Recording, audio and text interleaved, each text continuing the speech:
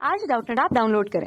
Doubtnut पर अपने सभी गणित, रसायन विज्ञान, भौतिक विज्ञान और जीव विज्ञान के डाउट्स का करो सफाया।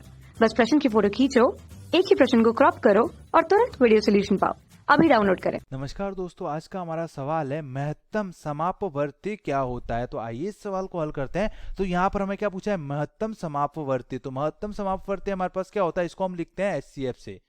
इसको हम शॉर्ट फॉर्म में क्या लिखते हैं, एचसीएफ से। और इसकी परिभाषा हमारे पास क्या होती है, महत्तम समापवर्ती जैसे दो या दो से अधिक संख्याओं का जो महत्तम समापवर्ती होता है वो क्या वह संख्या होती है,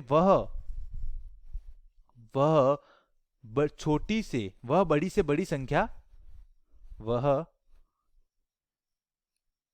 बड़ी से बड़ी संख्या जो दोनों, अगर मैं दो संख्याओं की बात कर रहा हूं तो दोनों संख्याओं को, अगर तीन की बात कर रहा हूं तो तीनों संख्याओं को, तो यहां पर मैं दो की बात कर रहा हूं तो जो दोनों संख्याओं को पूर्णतः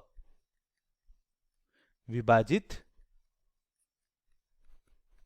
करती है। ये हमारे पास क्या हो जाता है, महत्तम समापवर्ती की परिभाषा। इसको हम उदाहरण से समझेंगे। जैसे हमारे पास उदाहरण के लिए मैं मान लेता हूं हमें 2 और 10 का महत्तम समापवर्ती निकालना है। तो 2 के गुणनखंड, 2 के अभाज्य गुणनखंड क्या हो जाएंगे, तो ये तो हो जाएगा 2, 2 का अभाज्य गुणनखंड क्या होगा 2, क्योंकि 2 हमारे पास एक अभाज्य संख्या है। और 10 का लिखूंगा तो 10 का हमारे पास क्या हो जाएगा 2 गुणा 5। यहां पर इसको मैं क्या लिख सकता हूं, 2 की घात 1 गुणा 5 की घात 1। इसको मैं क्या लिख सकता हूं, 2 की घात 1 गुणा, यहां पर 5 की घात कुछ नहीं है तो इसको लिखूंगा 5 की घात 0। अब इन दोनों का जो एचसीएफ होगा वो हमारे पास क्या होगा, इन दोनों का जो एचसीएफ आएगा वो आ जाएगा।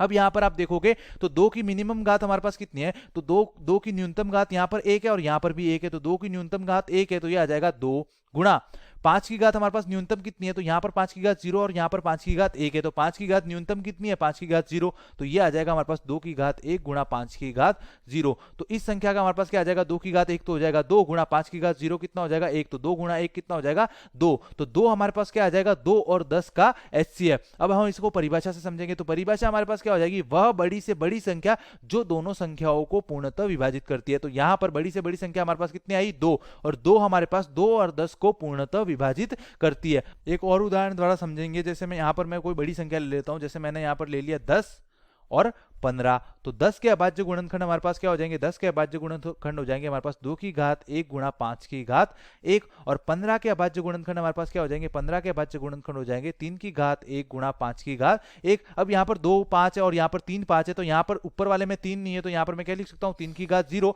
और नीचे वाले में 2 नहीं है तो इसको क्या लिख सकता हूँ 2 की घात 0। अब इन दोनों का जो एचसीएफ आएगा, इन दोनों का जो एचसीएफ आएगा वो हमारे पास क्या आ जाएगा, एचसीएफ आ जाएगा यहाँ पर हमारे पास 2 की न्यूनतम घात कितनी है, तो 2 की घात 1 ऊपर है और यहाँ पर नीचे हमारे पास कितनी है 2 की घात 0। तो 2 की न्यूनतम घात कितनी है 0, तो ये आ जाएगा हमारे पास 2 की घात 0 गुणा 3 की घात यहाँ पर 0, यहाँ पर 3 की घात 1 है तो 3 की न्यूनतम घात कितनी है 0। तो ये आ जाएगा हमारे पास 3 की घात 0 गुणा 5 की घात ऊपर भी 1 है, 5 की घात नीचे भी 1 है, न्यूनतम घात हमारे पास कितनी हो जाएगी 5 की घात 1। तो ये हमारे पास कितना आ जाएगा 1 गुणा 5। तो एचसीएफ हमारे पास कितना आ जाएगा 5। तो वह बड़ी से बड़ी संख्या जो दोनों संख्याओं को पूर्णतः विभाजित करती है। तो यहां पर 5 का 10 में भी पूरा भाग जा रहा है और 15 में भी पूरा भाग जा रहा है। तो 5 हमारे पास क्या हो जाएगा इसका एचसीएफ। धन्यवाद।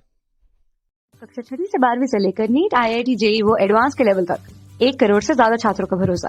आज ही डाउनलोड करें डाउटनेट ऐप या व्हाट्सएप करें अपने सारे डाउट्स 8400 400 400 पर।